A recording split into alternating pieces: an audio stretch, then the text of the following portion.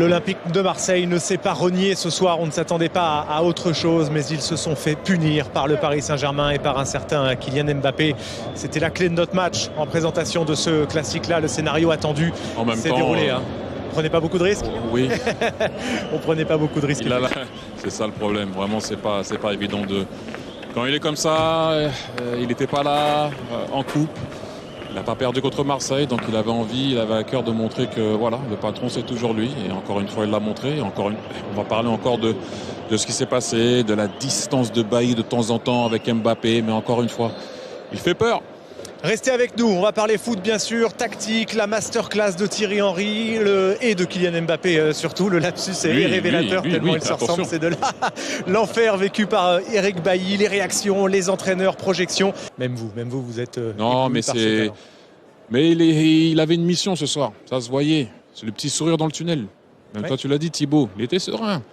Mais en même temps, si tu vas plus vite que les autres, tu es un peu plus intelligent et tu sais servir et tu sais frapper. Tu peux être serein.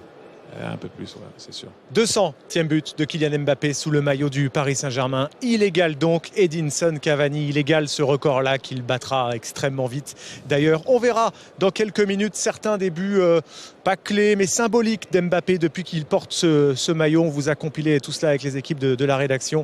Un bon petit bonbon. 3-0 pour Paris, voilà pour les buts. Mathieu Bodmer, votre regard sur la performance plus globale du PSG. Est-ce qu'on a retrouvé le PSG, mais pour la première fois, 3 milieux de terrain et seulement 2 stars devant, égal équilibre. C'est plus facile, ça c'est sûr. On en avait parlé la dernière fois. Lille, ils avaient fait un gros match aussi, souvenez-vous. Pourtant, les 3 étaient devant, ils avaient trouvé un équilibre ce jour-là. Mais ils avaient marqué dès le coup d'envoi, ça a été un peu plus facile derrière. Mais ce soir, j'ai beaucoup aimé Vitinha, j'ai beaucoup aimé Fabien Ruiz, beaucoup aimé Marquinhos aussi sur l'intensité qu'il a mis défensivement. Oui, l'équilibre est plus facile quand on a 2 et pas 3. Ça, c'est voilà, c'est pas nous qui l'avons inventé. On l'a dit depuis des mois et des mois. Alors là, Neymar, il est blessé. Donc là, ce soir, il faut dire aussi qu'ils ont été bons. Mais encore une fois, le 5-3-2 est pas mal à voir. Mais maintenant, comment tu joues un 5-3-2 avec Neymar, pas évident. Pour l'instant, il n'est pas là. Il y a quelques semaines, il va être absent.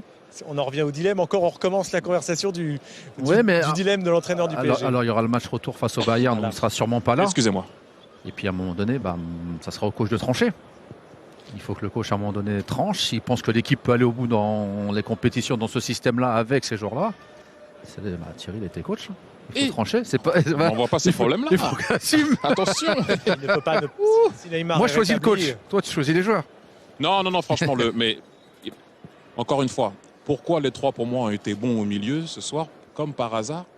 Pas la peine d'aller sur la largeur, on l'a dit tout à l'heure, les pistons c'est piston. Donc à un moment donné quand le piston il sort et les 2 monstres ils restent devant, il y a le 4-3 toujours à l'intérieur. Et puis même devant ils ont fait des efforts quand même. Oui ils ont fait, mais tu regarderas il y a pas mal d'images aussi, ils sont restés devant, mais t'es quand même un peu mieux quand même avec 8. Bien sûr, un joueur de plus pour défendre. 8 pour défendre et 8 points d'avance également. Bravo. C'est très difficile. Les coachs arrivent dans quelques instants, que ce soit Christophe Galtier ou Igor Tudor. Le voici, il va s'équiper. Christophe Galtier, regardez, Xavier Demuter va réussir à vous capter cette image en direct. Le coach parisien, merci Léo, avec la magnifique caméra qui va aller filmer ça. On reste en direct bien sûr. Christophe Galtier qui, à mon avis, va retrouver le sourire. C'était déjà un peu le cas dimanche dernier avec cette fin de match contre Lille et qui nous rejoint quand il le sent, Christophe, dès que tout est bien, pour venir évoquer ce succès 3-0 ce soir. On est là. Il n'y a plus grand monde dans le stade, on ne va pas se mentir, plus grand monde, mais on est en place. Comment éteindre un volcan? Ouais, et appeler Kylian. Le Haroun Tazieff du football. Peut-être Kylian Mbappé. Christophe Galtier arrive en plateau. Bravo. Bonsoir Christophe. Bonsoir. D'abord, je dis bonsoir à ma chérie, ça va? Allez-y, faites-vous plaisir. Madame va bien, détendue, j'étais sous stress un peu. Bon. Voilà, c'est important. Oui. Sachez que votre joie de fin de match fait déjà le buzz sur tous les réseaux. Votre grinta, votre hargne à la fin de ce match. Ça va bien? Ça va mieux? Oui, ça va mieux. Autant j'ai pas pu profiter dimanche, parce que Titi m'a dit de profiter, mais là, je profite. Là, oui, il y a une petite pause. Oui, une petite pause, oui. Parce que c'est la soirée parfaite, c'est le plan parfait, il y a l'équilibre retrouvé, et puis vous pouvez les enlever si ça vous embête. Ouais, c'est bon. Et puis il y a un génie quand même, encore une fois. Oui, le plan, évidemment que On s'est servi, on a retenu les leçons quand même du match de Coupe de France. Et qu'évidemment, avec la présence de Kylian, on a de la profondeur. On est revenu à un système qui nous avait bien souri pendant un certain moment. Il y avait la présence de Presnel, Kipembe, malheureusement, voilà, qui s'est blessé gravement et qui sera évidemment indisponible jusqu'à la fin de la saison. Qu'est-ce qu'il a? Je pense qu'il a une très grosse douleur au tendon d'Achille. Et voilà. Donc, on pense que ça retrouve quand même une meilleure assise défensive et aussi avoir plus de densité au milieu de terrain. Il fallait empêcher quand même l'équipe de Marseille de jouer. Il fallait aller la chercher, les presser le plus haut possible. Et on a su le faire quand même très souvent dans ce match-là. Après, évidemment, il y a la qualité individuelle de nos attaquants, que ce soit Léo et Kylian, mais il y avait aussi des déplacements qui avaient été étudiés et travaillés par nos joueurs. Donc voilà, c'est un match où ça nous sourit bien. Je crois qu'il a très envie de parler tactique avec vous. Non, mais coach, vraiment le 5-3-2. Parce que j'avais vu le 3-4-3 ou 5-2-3, peu importe. J'ai bien aimé le 5-3-2 ce soir avec les 3 au milieu qui n'avaient pas vraiment besoin d'aller sur le côté puisqu'il y avait piston-piston. Donc ils pouvaient bien rester à l'intérieur. Oui, exactement. Il y avait piston-piston, même si Marseille construit souvent à 4 avec un milieu de terrain qui vient sur le côté, que ce soit Jordan Vertou ou alors Matteo Guendouzi. Il fallait que là, un de mes milieux puisse sortir sur cette construction à 4. On avait privilégié de laisser Kylian et Léo à l'intérieur pour avoir des ballons dans la transition. Et après, voilà, les 3 milieux ont fait quand même un gros match sur la pression. On a eu aussi des temps forts de possession dans des secteurs du terrain où il était important à un certain moment. Voilà, je crois que notre victoire est méritée au vu des occasions que l'on s'est créées. On parle souvent de Léo, bien sûr. Avec la possibilité d'avoir des pistons, Nordi Mukiele qui n'avait pas joué depuis 6 semaines, on savait qu'il allait souffrir. Mais voilà, quand on a à la fois des garçons comme Nuno Mendes à gauche, Nordi Mukiele, voire Achraf Hakimi, ce sont des pistons très modernes et ça donne de la profondeur sur les côtés.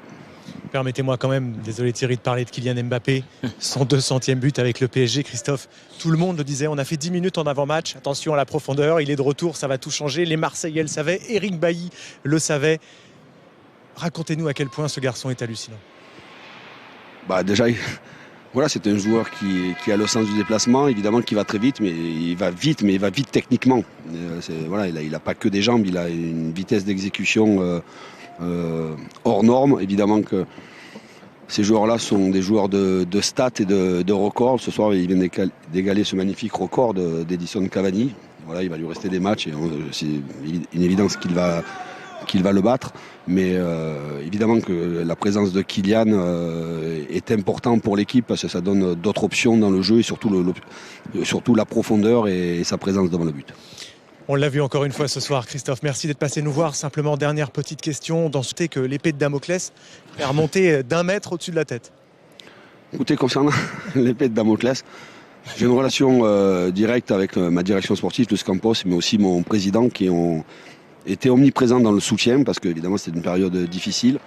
Ce soir, évidemment la victoire de Lille était importante de l'arracher à la fin de match. Ça dénote aussi un certain état d'esprit, une envie des joueurs d'aller chercher jusqu'au bout une victoire qui était quand même bien compromise.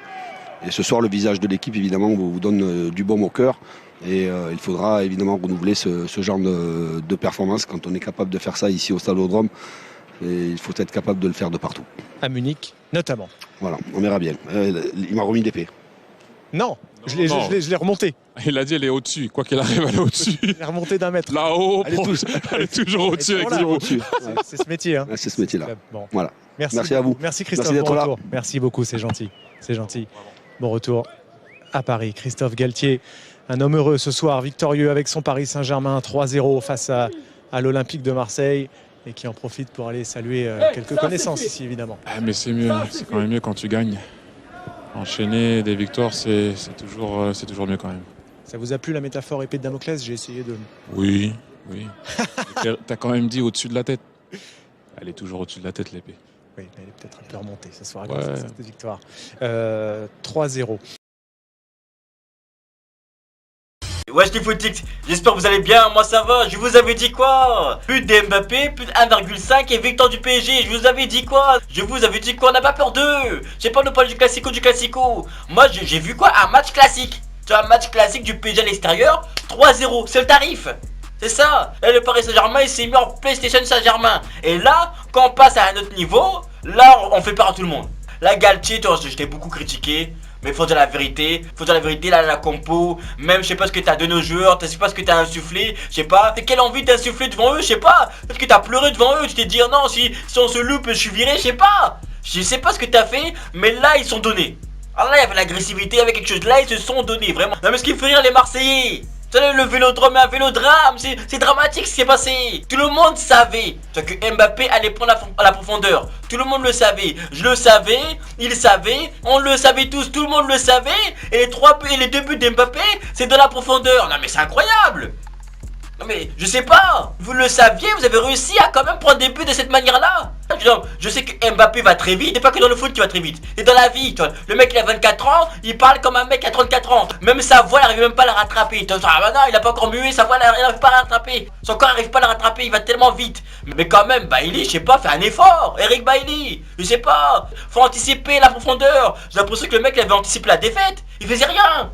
Il laissait trop d'espace à Mbappé. Le mec on dit il revient de blessure, mais je sais pas s'il est encore blessé. C'est encore blessé, s'il a encore mal au dos parce que ton dos, parce que pour se retourner et pour voir ce qui s'est passé dans son dos, il avait du mal.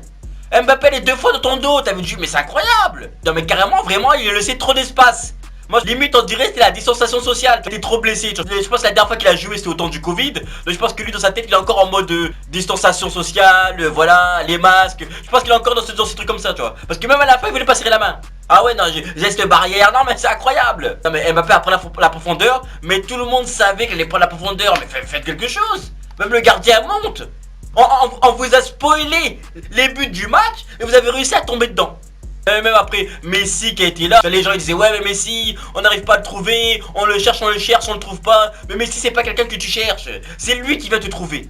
C'est ça Messi, faut avoir la foi en lui, c'est lui qui vient te trouver. Là on a bien vu, premier but d'Mbappé il a trouvé, le troisième but d'Mbappé, quelle louche. Oh là là, quelle louche, quelle passe. Mais c'est de l'art carrément. C'est de là. Il faut le laisser en mode créateur de jeu. Faut arrêter de le mettre sur l'aile droite. Laissez-le en mode créateur de jeu.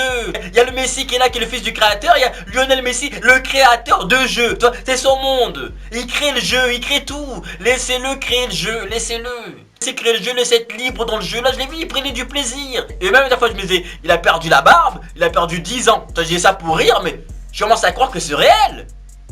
Parce que là... il a été plus vif et tout. Non, mais là c'est un Messi de 25, 26, 27 ans. Mais je commence à croire que c'est réel là carrément. Non parce que même là le deuxième but, il a surgi de nulle part. Boum, il est venu la marquer. Alors que je me rappelle que sa barbe et tout l'année dernière. Ah non, il était carrément nulle part, on le voyait pas. C'était compliqué de le trouver. Là il a surgi de nulle part, il était impliqué. Non, bon, il défendait un peu moins mais...